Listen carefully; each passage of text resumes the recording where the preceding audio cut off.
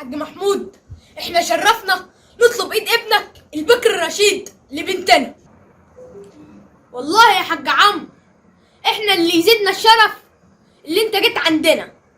جيتك دي بالدنيا. ثانية واحدة انا اديلك الولد.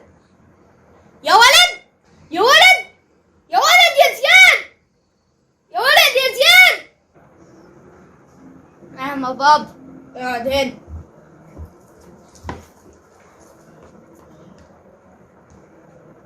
ما تيجي نطلع ونسيب الولاد لوحديهم يتعرفوا على بعض. يلا يا حاج عمر. ايه، ما تيجي تقرب نتكلم شوية؟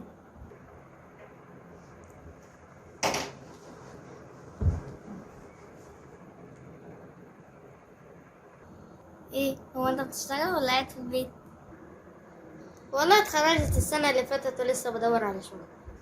طب لو قلت لك قعدك في البيت وستتك وعززك عشان مش هتكتشف على حد غيري. والله اللي انت شايفاه صح انا هعمله. على كده بقى انت بتعرف تطبخ؟ بعرف شوية بس هتعلم عشان خاطرك. بسم الله ما شاء الله، انت قمر قوي.